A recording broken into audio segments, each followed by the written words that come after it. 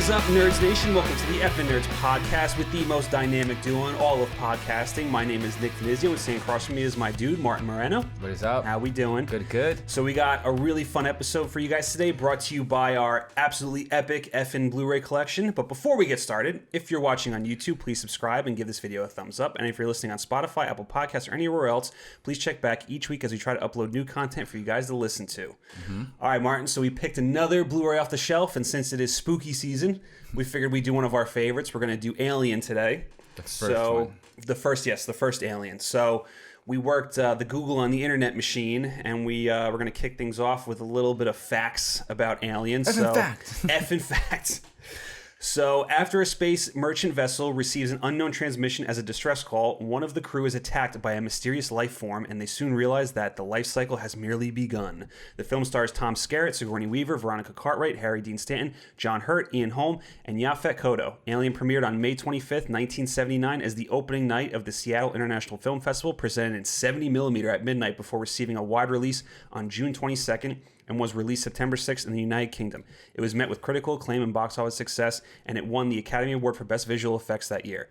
It has been consistently praised in the years since its release and is considered one of the greatest films of all time. In 2002, Alien was deemed culturally and historically and aesthetically significant by the Library of Congress and was selected for preservation in the United States National Film Registry. In 2008, it was ranked by the American Film Institute as the 7th best film in the science fiction genre and as the 33rd greatest film of all time by Empire magazine. And of course, Alien is a movie that launched a massive franchise with 3 sequels, 2 prequels, and a few spin-offs. Not to mention, it is one of the most influential films of all time, with movies still being made today that evoke that alien spirit. All right, Martin, ready to kick things off here? Are you done? Bro, I'm done, bro. Ladies and gentlemen, that was a breath. Nicholas Denizio. This is why he does notes. I would have struggled through that because, as you know, English is not my first language, and it is early. It is early. We got our coffee here. here. As I mentioned before, I may or may not be wearing pants, but my guy came prepared with pants, and literally, that was good, bro. Well, not pants, basketball shorts. Okay. We wear basketball shorts year round here. We don't need to disclose that information. We need to delve into that? Yeah. No, I mean, the people need to know. But this is why you deserve the big bucks. Oh, thank you, man. So I appreciate that. I constantly say that we need a raise. You need to talk to HR. They listen to you more than they listen to me. Man. I want my horror card back. So maybe after this you'll get it. God, we'll see. We'll see. All right, Martin. So we're gonna kick things off. So starting off with you, what was your first experience with Alien? My first experience with Alien was very early on. Just to give a little fun fact about me, when I was young, and I don't know how people are going to take this, but when I was young, I used to watch scary movies by myself in a dark room. Psycho. Exactly. And Alien was actually one of those movies. And I remember just being so taken by the monster. As you know, I'm a very creature feature guy. Mm-hmm. I love monsters. And the scene when it kills Lambert and it's just like it's just gliding, and I remember yesterday I was like, I love this scene, because I remember first seeing that being like, I was just so like mesmerized by it. I loved the look of it. I loved the physiology. I loved the way it moved, the way it lurked and stalked. And I just remember watching that very early on, and it was always like engraved in my mind. Mm-hmm. Just that, like seeing it like glide for literally like 1.5 seconds across the screen.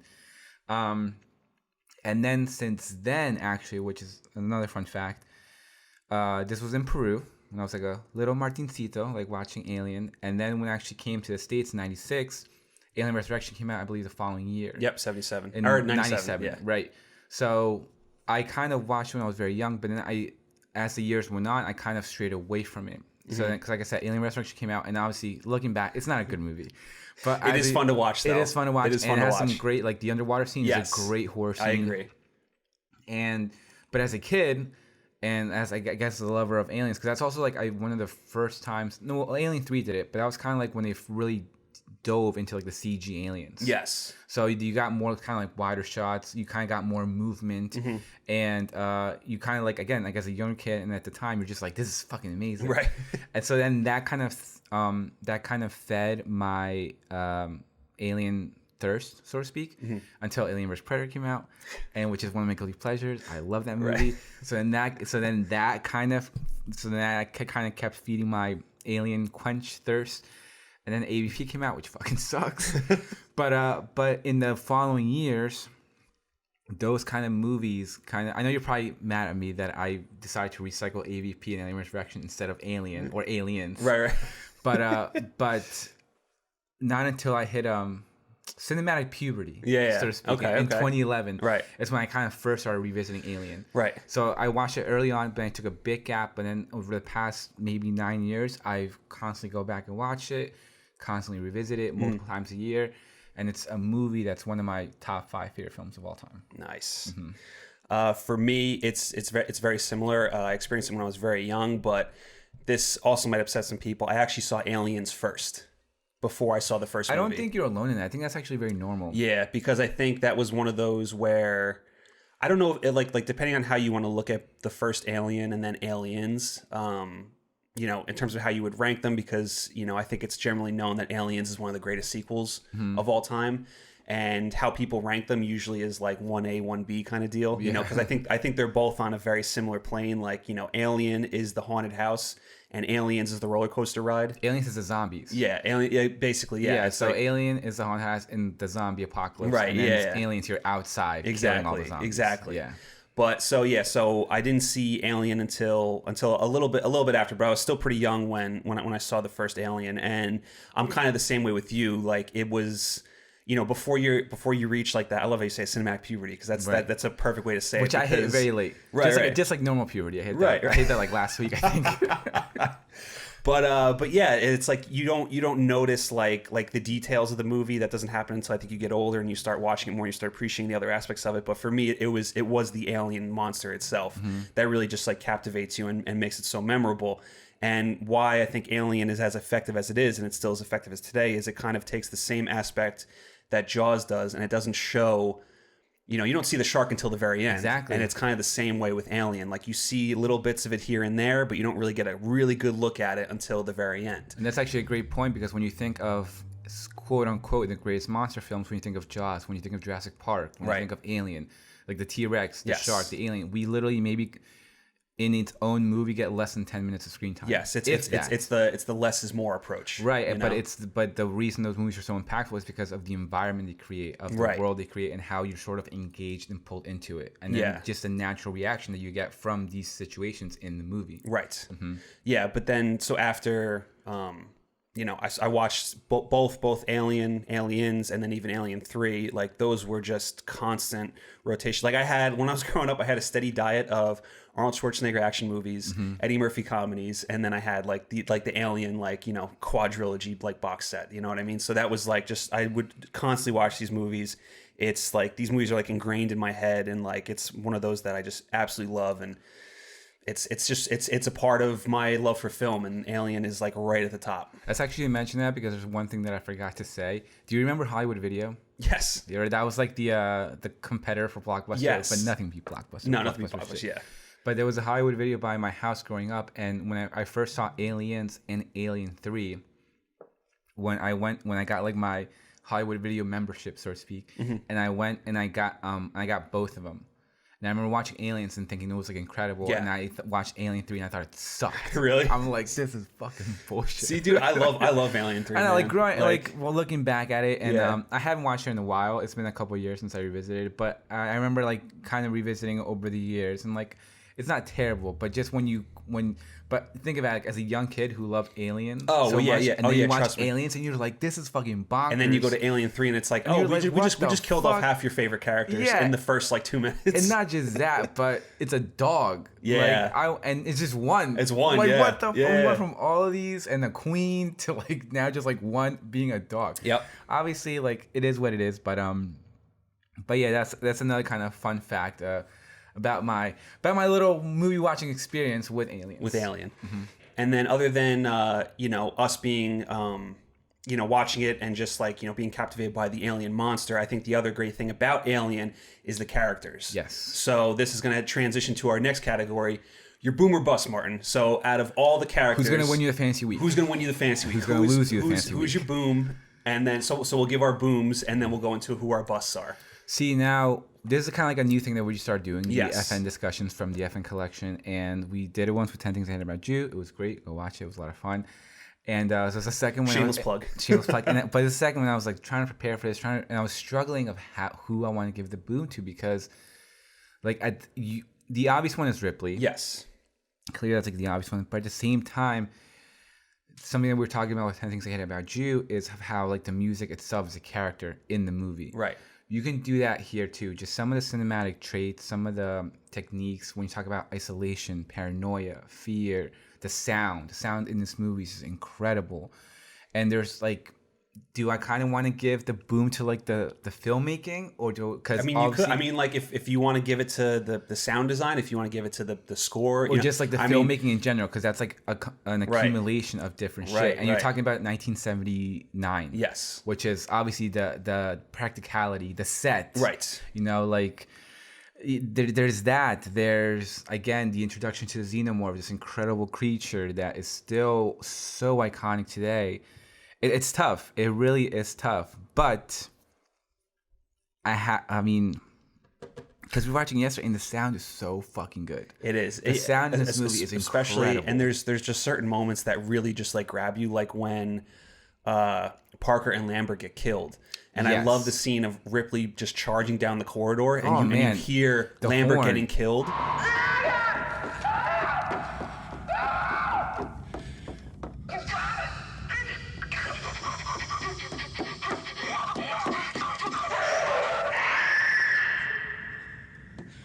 It just and if you recall, grabs you, at that moment, I was like, I fucking love this movie. Yeah, yes. At that very moment, because it's like it's the way no matter how many times you watch it, there's a certain films that you always have the exact same reaction, no matter what.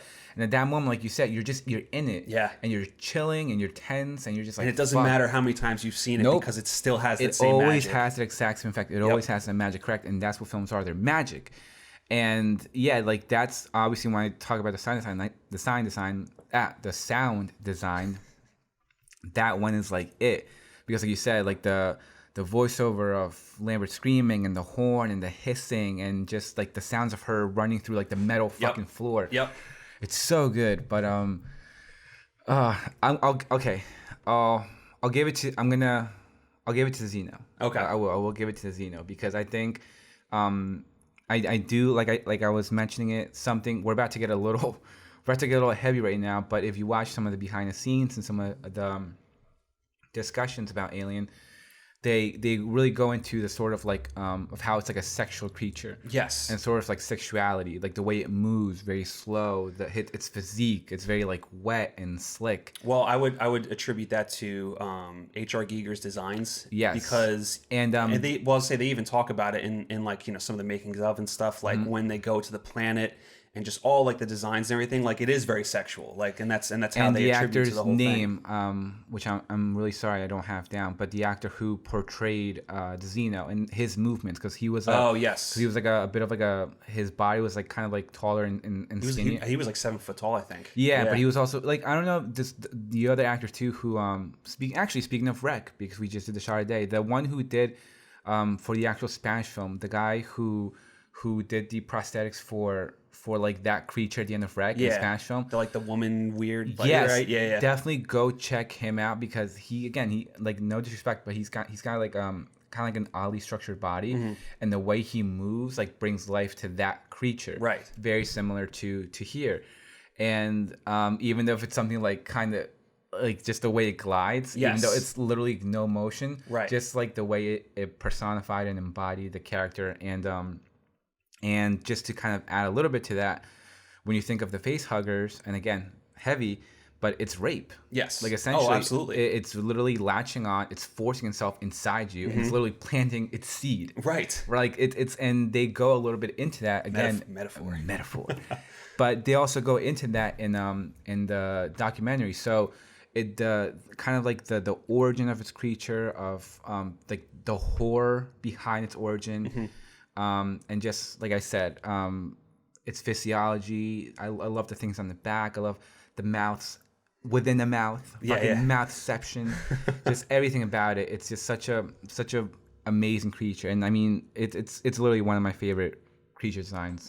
Top 3. Yeah, sure. I mean, I would probably say it's my all-time favorite movie monster. If I had to, but like, we always have this argument. I know, like, is it a monster movie or is it an alien movie? Yeah, right, yeah. No, I get it. But like, like you said, in terms of creature design and everything, I just feel like that the Alien is the ultimate. It's the ultimate predator. Yeah, but just in general, like how its look and. Like, it's fucking scary, bro. Like, yeah, the tail. And then if you get the one up, like if you cut it, you think you got the one up. No, you're not, because you're gonna get splashed with acid. Right. Like the defense mechanisms, like Ash said, it's the perfect organism. Right. It's also just fucking cool looking too. It is. It's so cool looking. And then because we talk a lot about practicality. Because we love practicality. Obviously, this movie harnesses a lot in that. Yeah, I don't think there's really any like. Because at the time, there's not much visual effects you could actually do. No. So everything is done with miniatures and right. But this is one of sets. the few creatures who I actually like kind of give the pass to CG because the way it moves. Yes. Like it's a very hostile. It's very rabid. Yeah. And I might get shunned a little bit here, but the Alien in Covenant is my favorite cinematic portrayal. Right. Because again, it's very CG heavy, and that's kind of like, again, you should be shunned. Right. Shamed. Right. But we get more of its movement, right? Because that, in my opinion, it's very quick, it's fast, it's ruthless, has no mercy, and it just attacks. Well, that's the thing. Like, I definitely do agree with you. I do love the portrayal of the Alien in Covenant, because when you have more freedom when you do CG and its movements and everything, and I love. That's the thing that holds Alien 3 back is I feel like what it wanted to do was just not. It was way too like. I guess ahead of its time. It was ambitious in order for it to do it. And maybe they didn't have enough money to do it, but the CG holds it back. But I love when the alien is on all fours and it's just fucking running around. You know what I mean? Like, and it's and the lighting and the compositing is very bad. Yeah. So it's literally just like whooshing back and forth. But that's why I love Covenant. Covenant, you get to see it on all fours, like charging at you. Right, when we first see it, and actually that's oh my god, dude, I fucking love this. But like when after it kills the one person and it kind of comes out to the open field before it goes to attack Danny in Tennessee, it's first standing on two legs. And it kind of stands up tall and just standing there looking at it. And then once it notices, it gets on all fours and just fucking charges. Yeah. And once you see that movement, and again, it's such an amazing creature. It is. It really is. Yeah. But yeah, I do agree with that pick. The alien is definitely a boom character to have because of just what it's spawned and how iconic it is. And and you can't beat it. Right, you can't beat it. The ultimate survivor. The perfect organism. The perfect organism. All right, so my boom. I'm going to be a basic bitch, and it's going to be Ellen Ripley. Yes. It's going to be Sigourney Weaver. Fucking girl. So she, FN Fact, alternate casting, Meryl Streep was up for this role as well. I did not know that. Yeah. That's awesome. So, and apparently her and Sigourney Weaver were like roommates at the same. I forget which college they went to, but they were. We got roommates. All the facts. We got all the facts today. But facts. But this was her first role. She had mainly been known for I think like off Broadway kind of stuff before this, and I just think that she fucking just knocks it out of the park. And Ellen Ripley is this just iconic action hero who didn't really become the iconic action hero until Aliens, but her just coming in and one of the very first final girls. One of the very first final girls, yep. And the thing that I noticed about her performance when we were rewatching it was she displays like every single emotion possible in this movie, and it doesn't take away from her at all. You know what I mean? Like no, I think some of the things that get lost nowadays with specifically for when they want to do like women as like action heroes. Is they try to not let them look vulnerable because they think it makes them look weak. And I think it's total bullshit because Ripley in this movie is so fucking vulnerable at so many moments where she just breaks down, where she loses it, where she doesn't want to fucking be on the ship. That's my favorite moment. That's my favorite moment too. When she's trying to stop the self-destruct and she's crying. And she's like freaking the fuck out. And she's like alone. She's like, fuck, I'm alone. Right. With this thing. And it's just like overwhelming. Yes. And I and I gotta stop this fucking thing from right. going. And I said it, I was like, oh, Ripley. Yeah, I know. It kills you. It kills you. It fucking destroys you. But it doesn't make her any less badass because literally 2 minutes later is one of my favorite like shots is when she realizes that she's not going to stop the ship from blowing up and she has to get the fuck out of here, and she's just walking down that corridor and the fucking yellow lights are going, the smoke, and she's got the flamethrower on and she's just slowly going down. I love throwing it. Jonesy's like rocking around in the fucking thing. Dude, I never know, for whatever reason I never noticed that before when she grabs Jonesy, she's literally just throwing the fucking cage that cat's around. Literally like that cat came out like what the fuck. But yeah, I'm with you. And another effing fact that you told me yesterday was that, like you said, it was one of her very first roles. So in a way, she was kind of looked down upon. A little bit. Because you had some veterans on here. You know, Yeah. John Hurt, you said Tom Skerritt, Harry Dean Stanton. Yep, Ian Holm, like everybody. Ian Holm, yeah. So I could imagine that, obviously, her being a woman, being the times. I can definitely picture that. But yeah, like after this movie, she was just like a household name. Yeah, absolutely. And I think that's like credit to Ridley. I think he's one of the most kind of, I guess, iconic sort of directors, and like literally portray like him and like Cameron. Yes. Like obviously Cameron picked it up with Alien Soup, but like they're just portrayals of these like strong female leads. Right. When you think actually right around that time, like 77, the late 70s, early 80s, you got like Carrie Fisher, Ellen Ripley. Right. You know, later on we get Linda Hamilton. So just that was like we were saying like the final girl, because we also had Laurie like literally the year before in Halloween. Right. So I guess in a way it's almost like a time where these sort of like women were kind of like literally sort of taking over, so to speak. Yes. And like kind of being like the main badass. Right. You know. Right. And credit to those directors for kind of giving us that. And yeah, I love Ripley. And like I said, dude, I think she was my first crush. Either her or Lee Merriweather. Is Lee Merriweather Catwoman from the 1960s Batman? Is that her name? Well, I know Eartha Kitt. I'm trying to remember. I don't remember the other woman that portrayed Catwoman in the 66. And the fact that it came out so natural, I'm going to say it was. Okay, all right. It's probably like, right. It's in the back of your head. It was in there. Like it just kind of came out. So I'm going to say it was Lee Merriweather. Okay. But yeah, like in the part when she takes off her thing, man. I know, man. And that underwear is tight and small and kind of coming off. Little Martin in that dark room was like, "What is happening? Something's going on. I don't know, but something's happening." And yeah, that yeah, I'll just leave it at that. Okay. That's amazing. Yeah. But yes, absolutely love Ellen Ripley. She's still to this day one of my all-time favorite just movie characters in general. Absolutely, dude. And for Sigourney Weaver herself, anything she's in, she's always great. She's always great, has your interest. Yeah, always. She's incredible. All right, so we have our booms, and I think I kind of have an idea of who. I think we both have the same bust. So should we say at the same time? Yeah. 1, 2, 3. Lambert. Oh well, I was gonna do the countdown. Okay, right here. Ah, fuck it, it's fine. We're live. We're not holding. We're live. But yeah, the worst. And it has nothing to do with Veronica Cartwright's performance. I think she does a really great job at portraying this just frantic woman who just cannot handle this fucking Literally shit that's going on. Nothing to the table. But just Lambert herself, I blame her for Captain Dallas's death. Yeah. I think she totally just as she's just yelling at her, get out of there! Like, move, get out of there! Don't you move! Dad! Move, Dad! Move, Dad! Get out! Oh. No, not that way! Go! Dallas? No. Take it easy. Dallas? Relax. Like, relax. Calm down. Right. You're not in this fucking air duct or vent. That's Right, Dallas in there. Yes. So like, take a deep breath. Relax. Dallas is like, shut the fuck up. I know. Yeah. Like in his head, he's like, I don't know where the fuck I'm going. Yeah. Blame her for Parker's death. Because she just wouldn't, like, she had time to run, get out of the way. It's like a trope. It is a horror trope. Like you see something and you freeze. Yeah, the fear. Yeah, you're so scared you're get frozen. scared. Yeah. You know, she was probably pissing her pants, and like we get it. Yeah. And like you said, it's no disrespect to her. It's just a character. Yes. But I feel like after this, because wasn't she also in what's the Jeff Goldblum movie? Was it the Jeff Goldblum? I believe she was in another horror movie with either Jeff Goldblum or well, bro, let me work the Google on the internet machine, Yeah. and we'll check this out. I want to say it was something with zombies, something Sutherland.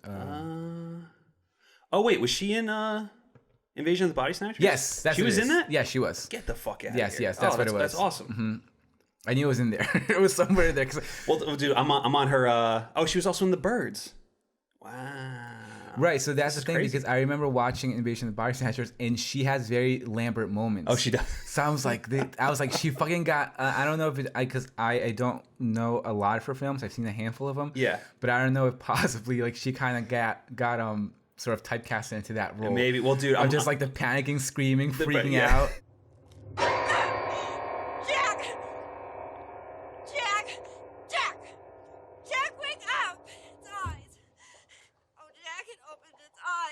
Well, I'm looking at her IMDb page. Dude, she was in Scary Movie 2. When they did the whole Exorcist spoof, she was the mom. Oh, amazing. Yeah. Now that you... Yeah, I was like, oh, that's hilarious. I love that. Yeah. Oh, my God. It's so good. That's so good. But yeah, definitely Lambert. Like I said, brought nothing to the table, constantly freaking out. Which I feel like every horror movie needs to have one of those characters. You know what I mean? That's just kind of like the situations. It's a little unfortunate. But you're Lambert. you're just yelling at the TV. You're like, Lambert, shut up! Shut the fuck up! It's almost as bad as Up in Saving Private Ryan. Oh, dude. You're like, go up the fucking stairs. Dude, he's still to this day probably the worst character ever put to film, but that's besides the point. No, but you know how he's like scared, he just freezes there? I know, yeah. It's just yeah. like, bro, you're such a bitch. You're such a bitch. And he tries to have his little redeeming at the end. It's like, bro, no, fuck you, bro. You already ruined it. You already ruined it. Go away. All right, so with that said, we're going to move on to some of our favorite scenes from Alien, and I have a couple written down here, Martin. So I just want to say one thing. All right, go ahead. One last thing. In the director's cut, Lambert has the audacity to slap Ripley. Bitch. I have a fun fact about that. What's up? Effing fact. So in that scene, I think it was originally in the theatrical cut, and they took it out and they put it back in for the director's cut.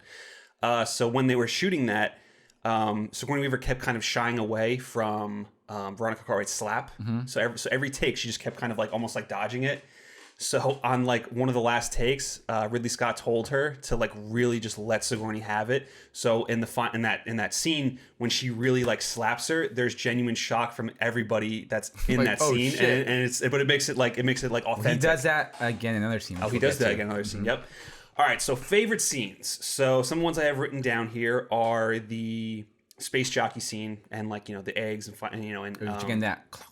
Yes. That sound. Yeah. So good. Obviously, the very famous chestburster scene.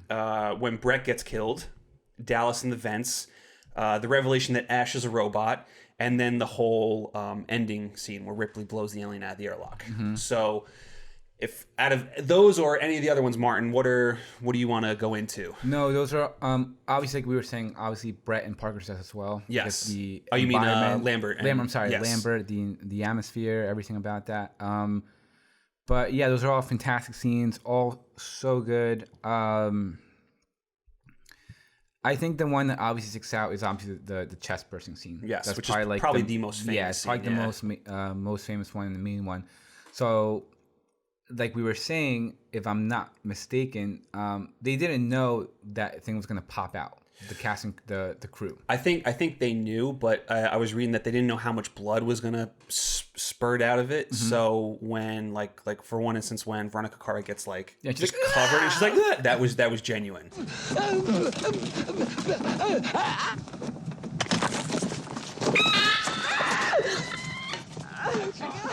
Oh, God!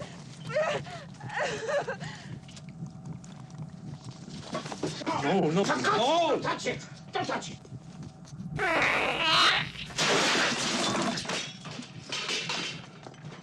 Same thing with the rest of the crew. Like their genuine shock of just how violent I think it was like. So the whole crew's reaction I think was like legit. No, because when you watch that scene back and you literally, if you pay attention and you kind of like when the thing bursts and you look at everyone's face and everyone is shocked. Yeah, and you can tell like I think one of the ones I remember was like Parker's face when the thing comes out and Parker's just like because he's like a little bit in the back. Like, yeah, and then Dallas is right there too. He's like, holy shit.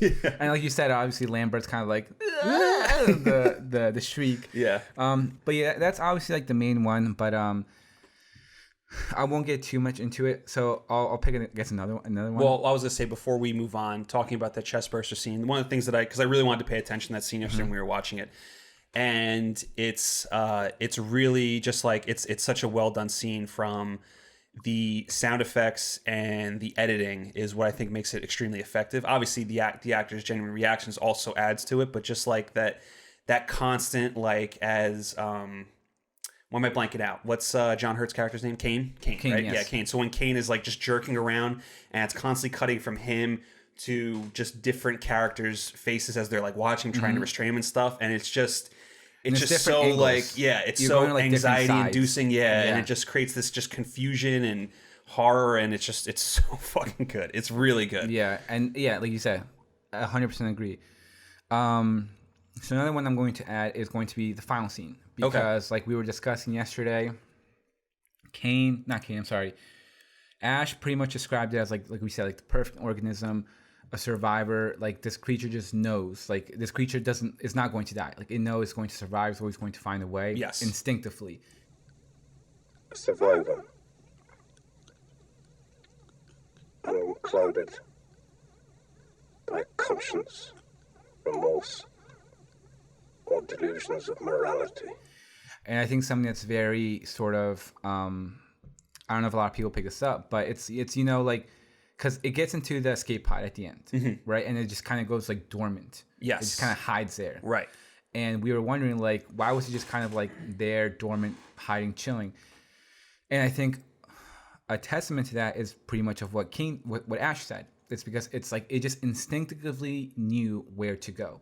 And it just kind of instinctively knew to kind of stay dormant and stay quiet until the right time. Like, yes. I'm just going to stay here until the thing escapes and I know I'm in the fucking clear. Right. Like it almost sensed that the danger on the ship was, not that it knew it was going to blow up, but it just sensed that something was wrong. Right. So it wanted to get to a safe place. And like, obviously, look, I don't believe that it has eyes. One of my biggest gripes I think I have in film history is the fact that they gave it a point of view in Covenant. Yes. I fucking hate that. Yeah.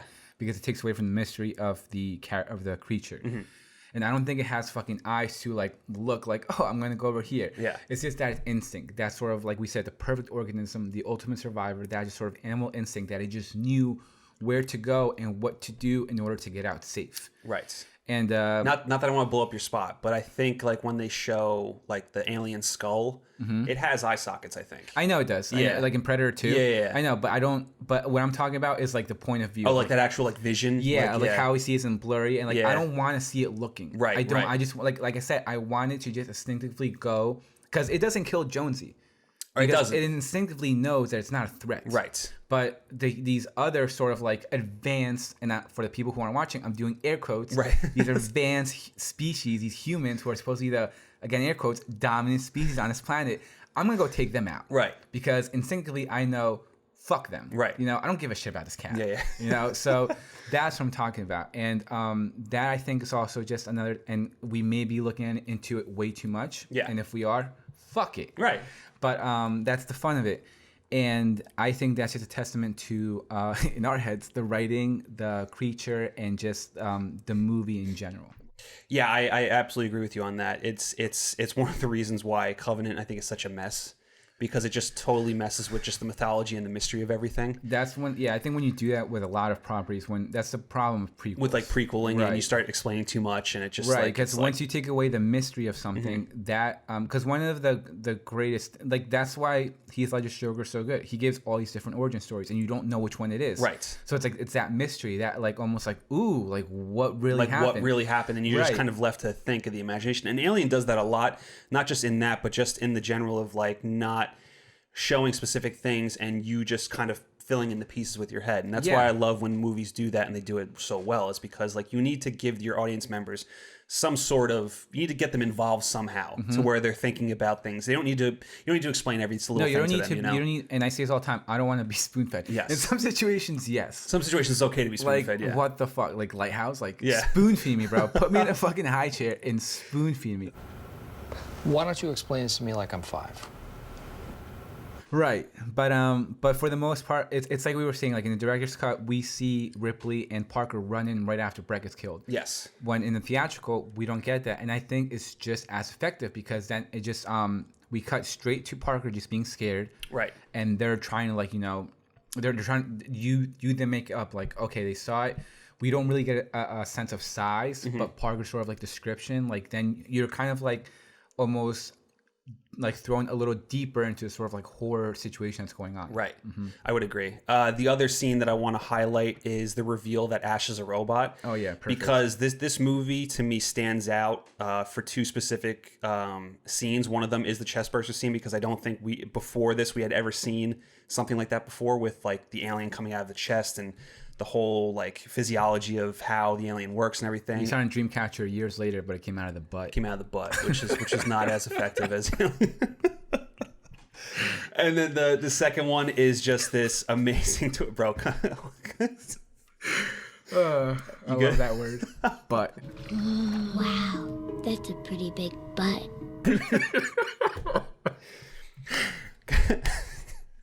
I was gonna say, guys, we are over 30 years old here. Woo. All right, so and then obviously the second being the reveal that Ash is a robot, because I think that's a twist that you don't see coming. What a twist. And so what a twist. And it's one that you don't expect, because you're dealing with just this fucking ridiculous alien. You're trying to figure out how to kill it, and then boom, one of your crew members is a fucking robot for the company that's trying to kill you all as well. So it just adds this other layer to it, man. Once you think back in it of how he was replaced like 5 days before the mission. Yeah, I actually love that scene. How they just give that little bit of dialogue. Right. And look, I just run the ship. Anything that has to do with the science division, Ash has the final word. How does that happen? It happens, my dear, because that's what the company wants to happen. Since when is that standard procedure? Standard procedure is to do what the hell they tell you to do. Did you ever ship out with Ash before? I went out 5 times with another science officer. They replaced him 2 days before we left Thetis with Ash. I don't trust him. I don't trust anybody. And I would harness it back to when Ripley first goes talk to Mother, because that's like when that's when everything kind of gets put on the table of what's going on. And that's when we realized like that line, the crew's expendable. Yes. Ash got added 5 days before the mission, so like you knew from like the beginning, from the second they were sent on, you knew that, and not just that, but the fact that Brett and Parker weren't getting paid as much. Like they go a lot into this whole notion that like the company does not care about you. Does not care about you, yeah. Right, and I agree with you that was obviously, we know how influential Kubrick was to Ridley Scott. Yes. And that's just 100% throwback to Hal and Dr. Newman. I would agree. So yeah, agree with you 100%. That's an incredible scene. And then I'm glad you mentioned 2001, because I think that there was, I mean, I probably should have tried to find it, but I vaguely remember reading something about how there was a handful of directors, one of them being Ridley Scott, the other being George Lucas. Maybe it's in the book behind me. Maybe it was in the book behind me. With Spielberg. Right. How about they all saw 2001 and how they were influenced, all just blown away. Right. They were like, holy shit. And how it just made them want to make something in that sort of vein or that sort of, it was Lucas, it was Spielberg, and it was was it Ridley? Spielberg. Yeah, it really wasn't. Ridley was the main one. Yeah, like it was the main one. It's like one of the early pages. Right. And they were, I believe he says of how they were like college students at the time. Yes. And like film students, and they all went to see this movie, and they were just like, fuck. Yes, like minds on the floor. Yeah. And that was literally like how then like Lucas, obviously all the early science fiction movies that Spielberg made, like that literally just like inspired the three of them to just go ahead and do what they do. Yeah. And there it is.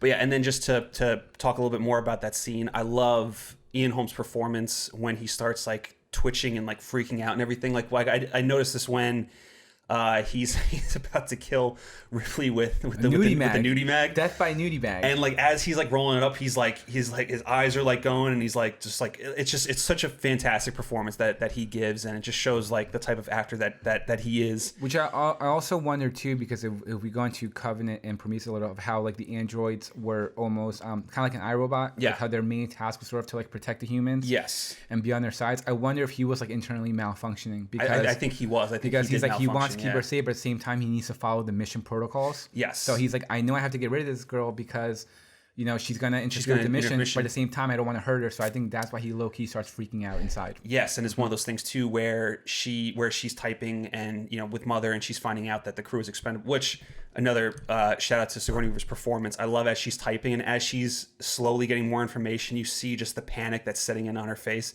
and it just a credit to how good she was in her first role. That's also another credit to amazing camera work, because like once she figures it out, she kind of like sighs and leans back, and then you see Ash right there. Into frame, oh, it's so good. And then you're like, oh, this motherfucker. Yeah. And then she's like, ah. Yeah. No, but I think that's kind of like as she's reading like the, you know, how, you know, the alien is priority above everything and the crew is expendable. It's almost like, you know, like you said, like he's trying to protect, but at the same point, like the most important thing is the alien, so everything else is expendable. So it's almost like his internals have changed, and you know his. But it's like going back and forth. It's going back and forth. Yeah, exactly. No, yeah, and yeah, fantastic scene. Yeah, Agreed. and one of my only I guess moments that kind of date this movie a little bit is when his head is on the table. Oh yeah, that's actually, on the table. It's good, but then like when it cuts away and it's not him anymore, and she flicks it, like the model just doesn't look good anymore. It's actually one of my favorite kind of for that reason. It's kind of like one of my favorite, I guess, obvious / bad moments. Yes. Because they're like they're fucking around with it, and then they kind of set it up, and you can tell it's the model, and then she kind of like presses down. Yes. And then it cuts to like obviously it's his head. You could tell. You obviously could tell. You can obviously tell, but it's just like. It's just them trying so hard, like to really blend this, and not having the technology to really do it. So it's one of those things you appreciate it, but obviously it's a product of its time. You know what I mean? But I get it, but still love it. All right, is there any other scenes you want to delve into? Any other things you want to talk about? Dude, I can honestly talk about this movie forever. I love this movie so much. All right, Martin. So we'll move on to who would you want to grab a beer with out of all the people on the crew? Or the alien. Who do you want to grab a beer with? No. See, this is very interesting because if this was Aliens, I would grab a beer with Ripley because I want to hear her, like, what happened on Nostromo. I want to know all the facts, all the juicy details. Yes. But honestly, dude, 100%, I would grab a beer with fucking Brett and Parker. Bro, that was my fucking answer. Dude, these are just two hardworking men. They're like two blue-collar guys. Two blue-collar guys. Down to earth. Fuck the company. Hate their job. Yep. Are underpaid, always complaining. They're going out and grabbing a beer regardless. Yes. No matter what. And I want to go and just like have a beer with them, get drunk, forget about work. Absolutely, man. They're probably too awesome. And like, there's like, I love the one thing with Brett where he's, what does he keep saying? He keeps saying the one, like, he's like, oh, you're like a parrot. Right. What I think we should do is just freeze him. I mean, he's got a disease. Why don't we stop it where it is? He can always get to the doctor when we get back home. Right. Whenever he says anything, you say right, Brett. You know that? Right. Parker, what do you think? Your staff just follows you around and says right. It's like a regular parrot. Yeah, shape up. What are you, some kind of parrot? Right. Oh, come on, knock it off. Right, yeah. So definitely those two, because it's going to be like just like your coworkers. Yes. Who you're miserable at work with. Yeah, That's exactly. literally exactly what it's going to be like, and you're just going to go and complain. You can just get drunk with them and talk so much shit about your coworkers and your bosses. Oh yeah, and just vent, and then like get drunk to the point where you start shooting a shot with like random girls, and we're all gonna get turned down, and then we'll walk home and talk about how like we almost had her. We almost had her. It's like right, and then that's when Brett goes right. But yeah, definitely those two, and kind of like we were saying before, just kind of put another sort of. I think that was also like a underlying sort of a low key message of Parker constantly talking about like he wants to get paid equally. Yes. And obviously him being the black man in the movie, I think that was kind of like a low key, like a subtle message. And still some semi-relevant, you know what I mean? Not just that, but obviously like women in film as well too. Yes. Like a lot of stuff that I feel like really was sort of like low key trying to bring to light. Yeah. I mean, it's still going on today. Yeah, absolutely. And I really do love Yaphet Kotto's performance and just him in general. Like I said, like how I grew up on Schwarzenegger movies. He was a very big part in The Running Man. Oh yeah. So so not only The Running Man, but also Midnight Run with Charles Grodin and Robert De Niro. Like I've like he's been in just movies that I've grown up with, and I love him as an actor. And this is probably my favorite performance of his, and he's just like like you said, like I think one of the reasons why I agree with you in it being Parker and Brett, because he just brings this relatability to the character that you just immediately identify with, and you're like I'm rooting for this guy, right? And they're the fucking like chief engineers, and they're like being undermined. Exactly. That just goes to show the kind of, I guess, sort of hierarchy that's going on in this film of how these like scientists and this captain are like being literally taken or like more priority than these fucking like chief engineers, right? You know, and I think he makes a mention of that too, how like we're the ones who are literally keeping the ship afloat. Yes. And then like no one fucking cares about it. Exactly. You know? But, exactly. But yeah, definitely those two. Yeah, for sure. I would agree with you on that. And last but not least, for you, Martin, where does Alien rank in the pantheon of? And this is also somewhat of an argument. Is it sci-fi or is it horror? Or is it sci-fi horror? Or is it sci-fi horror? Which I always say, is there a subgenre to the subgenre? If sci-fi horror is a genre, it is my favorite genre. Yeah. Like you talk about like Ex Machina, you talk about Annihilation. Again, Ex Machina very much dealing with a sort of isolation, which then that isolation generally creates paranoia and creates fear, right? And creates chaos. Chaos. But dude, I mean, because even like Aliens, that's more like action packed. Yeah, Aliens to me is sci-fi action. Yeah, it strays away from the horror. I would consider Terminator 1 and 2 more sci-fi horror than Aliens. Yeah, especially even 2. You think 2? I feel like 2 kind of follows the same way. A little bit more, but when you think of Aliens. moments like a lot of the moments in the hospital, yeah, especially when it's like T-1000 kind of lurking when it's on the floor, yeah, and it slowly creeps up behind them and it kills them, like those moments of like your balls in your throat, like the tension, you know. Yeah. Like those sort of, and even just like even him walking out of the fire, right? Like it's like an unstoppable, again, perfect organism. Perfect organism, yeah. So, but yeah, I would definitely put those two more over Aliens. I mean, probably has to be one. Yeah. Probably has to be number one. Yeah, it's probably my favorite, I guess, sci-fi horror movie. I would probably agree with you, and even if you want me to say favorite horror film, this might be a bold statement, but Alien is probably my favorite horror film. It's the one that I consistently watch the most. It's the one that if I have the time on Halloween to watch a movie, it's the one that I would watch. Mm-hmm. The other probably being Halloween, the original John Carpenter one. But yeah, I absolutely adore this movie. I think from top to bottom, I think it's as near perfect as you can probably get with a movie. And we really didn't delve into this, but we did talk about it a little bit when we were watching it. It's probably one of my favorite sets of all time. Yeah, it's cinema, bro. Because it's also a set that is a fully realized set. Like the entire interior design of the ship, it's all one thing. So as they're walking in from room to room, it's not like one room is a set and then they go on another soundstage and another room is a set. It's all one big giant set. Mm-hmm. And like to me that is so fucking awesome. And as I'm watching it, like it adds to it for me that it's all one thing and they're not just on separate sound stages doing each scene. No, of course, because it adds more life and authenticity to it. And just from like the lighting and like the atmosphere, like the one scene specifically is when they're first searching for the alien and it's Ripley, Parker, and Brett, and they open the door, and the door, like the way the light comes in, because I guess like they probably put like haze in, mm-hmm. but the way the light is just like you could see like the beams coming through the door, it's just so fucking good. I'm just like, oh, I absolutely love this. So,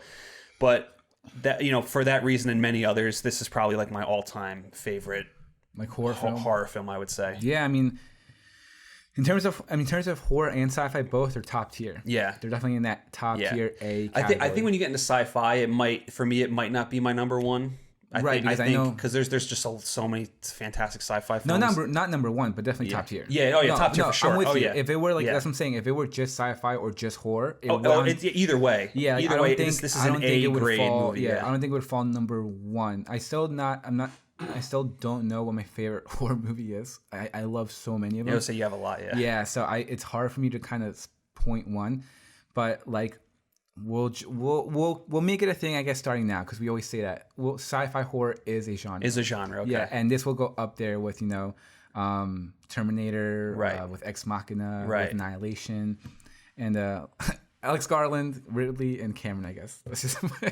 Well, I was gonna say, would The Thing be sci-fi horror? Absolutely. Yeah. Absolutely, dude. Yeah.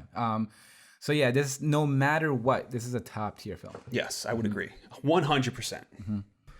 All right, Nerds Nation, that does it for us. Thank you for watching. Thank you for listening. This was an absolute blast to talk about this movie. So much fun. This is one of our all-time favorites. Hopefully, it's one of yours. Obviously, I would hope you've seen this already. If you haven't seen it, go watch it now. Yeah, and obviously, if you listen to it, we spoiled a lot of elements of it for you. But definitely tell us what you think about it, man. Comment on us. Talk with us about it. We'd love to. We can talk about. Honestly, we could have done this for 3 more hours if we wanted to. I was holding back a lot. Yeah, we were definitely holding back a lot. But thank you guys for joining us. Remember to like this video and subscribe to our YouTube page. And remember, you can follow us on Twitter, Instagram, Spotify, Apple Podcasts, and anywhere else where you can see that big, beautiful FN logo. Yes. Martin, anything else you want to say to the people? I do. Gleam in the Tube, which we love and which we've said have very similar sort of I guess opinions or views as us. Yeah, they're going to be doing Aliens. Yes. So we are Ridley Scott. Yes. And they are James Cameron. That's a bit. I held back from saying it because as I was saying it, I realized what a fucking like. Yeah. That's a big. That's a lot of pressure to put on Gleam right now. But they're not. I don't think they're going to do it for. I think they have a couple episodes lined up before they get to Aliens. Okay. But yeah, definitely watch this, and then once Aliens comes out, go check out their stuff. Their definitely. Right, but this was a blast. It was so much fun. Like we said, one of our favorite films. personally, for me, one of my top 5 of all time. And go watch it if you haven't seen it. Yeah, and definitely go watch it. Just thanks for listening. All right, guys, and with that, we'll catch you on the next one.